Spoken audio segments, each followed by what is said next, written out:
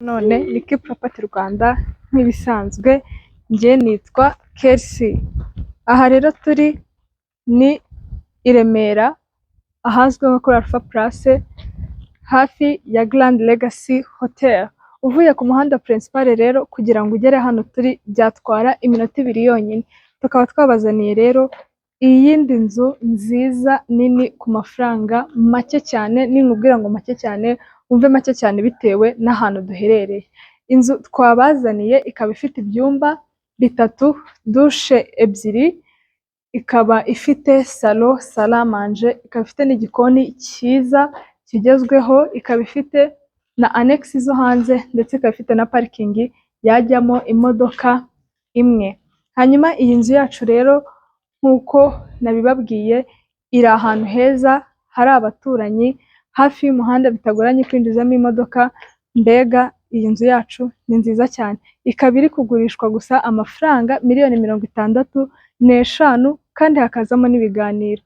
Mureke rero dukomezanye twinjiremo imbere turebe ibyiza biri imbere mu nzu yacu.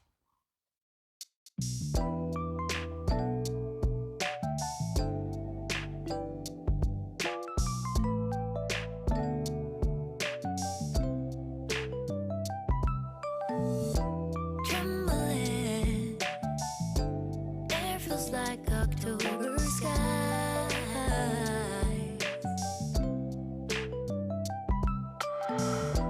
fumbling. Muze rero dukomezanye tujyanemo imbere turebe uko hameze. Naho aha turi ni kuri parking yajyamo imodoka imwe. Murabona ko ubwoko ubwo aribwo bwose bw'imodoka bufite hano ari imwe yabasha kujyamo. Iyi ikaba ari bariko yo hanze kuri salon. Murabona ko ari bariko nayo ihagije. Aha akaba ari aho ushobora gushyira ifoto cyangwa indi cadre iyo ari yo yose. Murabona ko hahagije naho. Tuvuye hano rero twinjire muri salon y'inzu yacu. Murabona ko iyi salon ari nini ihagije. Mwihangane nimwite kuri ibi ntabwo amasuku ararangiza gukorwamo. Murabona ko rero ari nini ihagije, ifite amatara meza agezweho atuma inzu yacu irushaho gusa neza.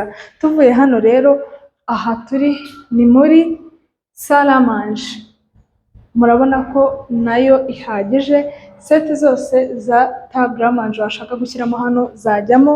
Ikaba ifite aho gukarabira intoki mbere cyangwa nyuma yo gufata amafunguro, aho washyira isabune, miruwari igufasha kwireba ngo urebe uko ugaragara nyuma yo gufata amafunguro. Na salle à manger yacu ifite itara ryiza rigezweho rituma harushaho gusa neza. Tuvuye hano rero tujye no mu gikoni. Igikoni cyacu murihangana ntabwo kiruzura neza, ariko murabona ko gihagije ndetse kizaba kinasa neza nikirangira. Utubati murabona ko bari kudushyiramo neza ku buryo uzabikamo buri kimwe cyose ukeneye.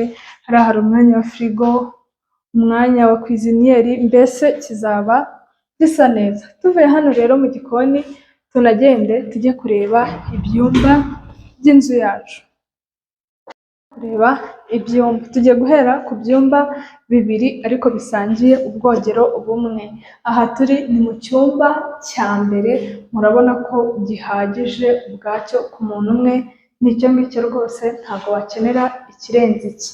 Tuvuye hano aha kuri uru ruhande naho tuhafite ikindi cyumba, nacyo murabona ko gihagije ku muntu umwe, ari icyo rwose cyisanzuye. Iki cyo noneho unahari mu cyumba uba wirebera hanze ureba view nziza y'umujyi wa Kigali.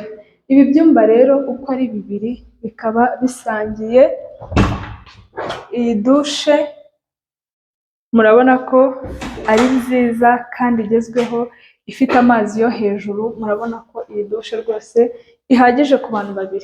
Tuvuye hariya rero mureke tujye kureba ikindi cyumba twari dusigaranye kinini cy'inzu. Murabizi ko aba ari icyumba cyihariye koko nk'icyumba kinini cy'inzu. Aha tubanje kunyura ni ku bwogero bw'icyumba kinini cy'inzu. Murabona ko ari ubwogero bugezweho rwose bwiza bwisanzuye nk'ubw'icyumba kinini, bufite amazi yo hejuru, aho kwicara uri koga, tuwarete nziza, mbega ni bwiza pe nk'ubwogero bw'icyumba kinini. Tuvuye mu bwogero tujye mu cyumba noneho nyirizina. Murabona ko nacyo ari icyumba kinini cyisanzuye gihagije, amatara meza agezweho, aho washobora gushyira umutwe w'igitanda, mbega murabona ko ari ibintu byiza. Garderobe nini nayo murabona ko igaragara nka garderobe y'icyumba kinini. Iki cyumba cyacu rero kikaba ari cyo cyumba kinini cy'inzu, murabona ko cyisanzuye. Tuvuye aha rero tunajyane tujye kureba anekisi zo hanze cyangwa se inzu zo hanze.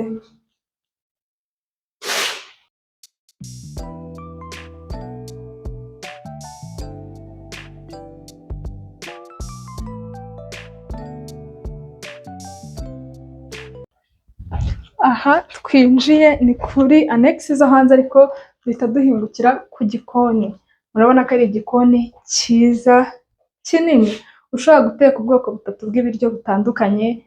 Aha hakaba ari umwanya wo kogerezamo ku bantu bakunda ibintu byokeje, hano naho hari umwanya wo kubikora. Hanyuma tuvuye hano, iyi akaba ari inzu y'umuntu ufasha imirimo yo mu rugo. Hanyuma tuvuye hano duhita tugera aho banika imyenda.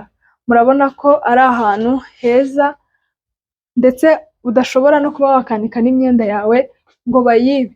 Aho ushobora kuhashyira imigozi igera muri 6. Murumva ko imyenda yakwanikwa ku migozi 6 ari myinshi rwose, ihagije, nta kibazo cy'aho kwanika wagira. Aha tukaba dufite dushe yo hanze na tuwarete, murabona ko bihagije nabyo. Aha tukaba tunafite na sitoke yo hanze. Murabona ko inzu yacu ibintu byose ibyujuje, nta kintu na kimwe bibura.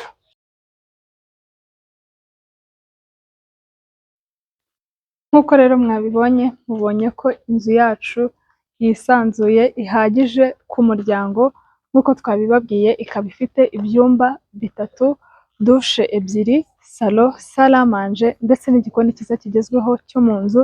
Ikaba ifite n'ama anekisi hanze, ikigega cy'amazi, ndetse ikaba ifite na parikingi ishobora kujyamo imodoka imwe. Nk'uko rero twari twabibabwiye, aha turi ni i Remera Alpha Place, hafi ya Grand Legacy Hotel. Byatwara iminota 2 gusa kugira uvuye ku muhanda munini kugira ngo ugere hano duherereye. Iyi nzu yacu rero ikaba ihagaze $65,000 z'amanyarwanda, ariko hakazamo n'ibiganiro. Murumva ko ari amafaranga make cyane ugereranyije n'ahantu inzu yacu iherereye, ahantu heza, lokasiyo nziza, hafite abaturanyi, mbega ni hafi y'ibintu byose, amahoteli, amavuriro, amasoko, ni ahantu heza hafi y'ibintu byose wakenera. Mwakoze rero cyane kubana natwe, ndifuza ko haba iwawe. Mwabonye ko ari ahantu heza, turabakunda cyane. Bye bye.